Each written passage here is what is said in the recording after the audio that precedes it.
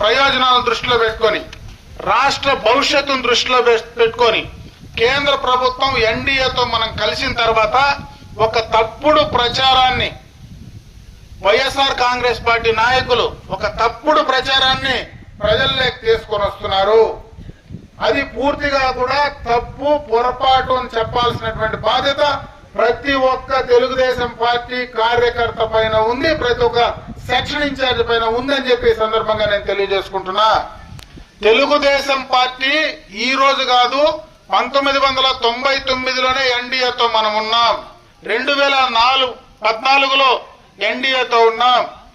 1999కి అప్పుడు గోత్ర అల్లర్లు జరిగితే భారతదేశంలో మీ పక్క నిలబడి ఇదే మోడీని ధైర్యంగా నిలదీసి అతన్ని బర్తరఫ్ చేయాలని మాట్లాడినటువంటి ఏకైక వ్యక్తి చంద్రబాబు నాయుడు గారు.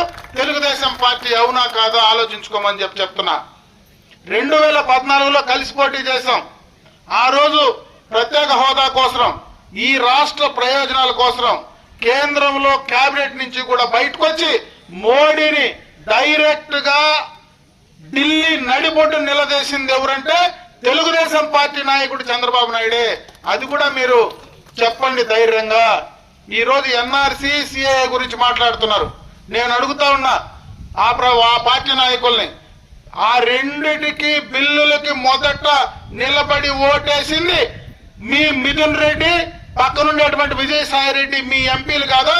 22 మంది ఎంపీలు గెలిపిస్తే మీరు సహాయం చేశారా, మేము సహాయం చేశామా అని చెప్పి ఖచ్చితంగా నిలదీసి అడగమని చెప్పి నేను ఈ సందర్భంగా అటు ముస్లిం సోదరులను, హిందూ సోదరులను కూడా నేను రిక్వెస్ట్ చేస్తా ఉన్నా. ఎక్కడ మీకు అవకాశం ఉంటే దాన్ని నేరుగా నిలదీయండి. ఇక్కడ మీకు మీ ప్రతినిధిగా, మీ నాయకుడిగా ఇదే సిఏఏ, ఇదే ఎన్ఆర్సీకి ఆ రోజు ఇదే పట్టణంలో మనం దానికి సంబంధించినటువంటి ఇష్యూ ఆ రోజు ర్యాలీలు నిరసనలు చేస్తే నేను ఇంట్లో లేకపోయినా నా భార్య రోడ్డుకు వచ్చి నిలబడి ఆ రోజు మాట్లాడినటువంటి సందర్భాన్ని ఒకసారి గుర్తు చేయమని చెప్తా ఉన్నా. ఇదే ఎన్ఆర్సీకి ఎవరు ఇక్కడ ఓట్లేసుకొని శాసనసభ్యుడిగా గెలిపించినటువంటి శాసనసభ్యుడు కావచ్చు, పార్లమెంట్ సభ్యుడు కావచ్చు, 15 రోజుల పాటు వాళ్ళు ధర్నా చేసి నిలబడితే ఒక్క రోజు కూడా ఆ కార్యక్రమానికి రాలా. నేను ప్రతిపక్షంలో మాజీ శాసనసభ్యుడిగా ఓడిపోయినటువంటి వ్యక్తిగా నేను ఆ రోజు ఎద్దుల సొంత వీధిలో నిలబడి మాట్లాడినటువంటి సందర్భాన్ని ఒకసారి గుర్తు చేయమని చెప్పి నేను ఈ సందర్భంగా తెలియజేసుకుంటున్నా. చాలా చేశాం మైనారిటీలకు. షాదీమాల్ ఈ రోజు మొండిగోడలపై నిలబడింది. రంజాన్ తోఫా దిక్కు లేదు. దుల్హన్ పథకం ఏడికి పోయిందో తెలియదు. అదే విధంగా మైనారిటీ కార్పొరేషన్ కు లోన్లు ఎక్కడ పోయినాయో తెలియదు. బిడ్డలు చదువుకునేదానికి విదేశీ విద్యా పథకం ఎక్కడ పోయిందో తెలియదు. ఈద్గాలకు, దర్గాలకు, మసీదులకు డబ్బులు ఎక్కడ పోయినాయో తెలియదు. ఈ రోజు ఇమాములకు, మౌజంలకు ఇచ్చే డబ్బులు ఎక్కడ పోయినాయో తెలియదు. ఏ కార్యక్రమం కూడా ఈ 4-5 సంవత్సరాల్లో మైనారిటీలకు చేసిన పాపాన పోలా. గత ప్రభుత్వంలో ఏమైనా చేశామంటే అది మనం ఒక్కరే చేశామని కూడా చెప్పండి. ఇంకోటి కూడా క్లియర్ గా చెప్పండి. ఇటువంటి వెధవలకు పదవులు ఇస్తే అన్నా క్యాంటీన్ లాంటి అన్నం పెట్టే క్యాంటీన్ కూడా మూసేస్తారు అని చెప్పి ఖచ్చితంగా మీరు ఎక్కడ నిలబడితే అక్కడ చెప్పమని చెప్పి నేను ఈ సందర్భంగా మిమ్మల్ని అందరినీ కూడా కోరుకుంటున్నా. ఎందుకంటే ఇది ప్రత్యేకంగా ఈ మన పలమనేరు పట్టణంలో మీరు ఎక్కువగా మౌత్ టు మౌత్ మాట్లాడాల్సినటువంటి పరిస్థితి ఉంది.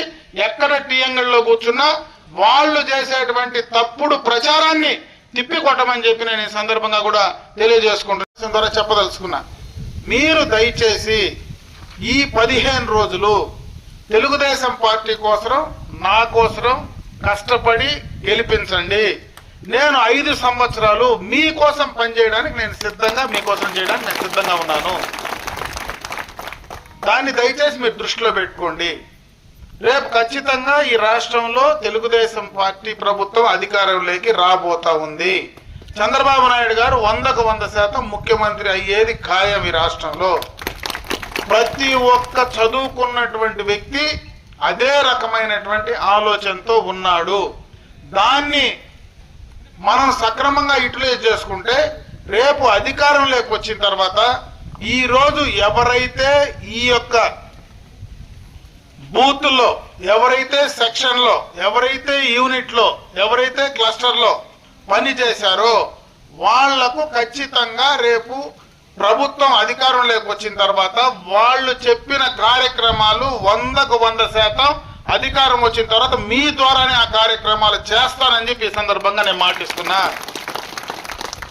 ఇదే కాకుండా మీ యొక్క క్లస్టర్ ఏదైతే ఉందో ఈ క్లస్టర్ పరిధిలో ఎవరైతే ఎక్కువ మెజారిటీ తీసుకొచ్చేటువంటి బూత్ ఈ క్లస్టర్ లో ఉందో ఆ క్లస్టర్ లో మీరు అధికారం వచ్చిన తర్వాత మొట్టమొదటగా ఏ పని అడిగినా అది వ్యక్తిగతంగా కావచ్చు, అది మీ బూత్ పరిధిలో మీ వార్డుకి సంబంధించిన కార్యక్రమం కావచ్చు, ఫస్ట్ ఆ పని చేసే మళ్ళా మిగతా పని చేస్తానని చెప్పి ఈ సందర్భంగా తెలియజేసుకుంటున్నా.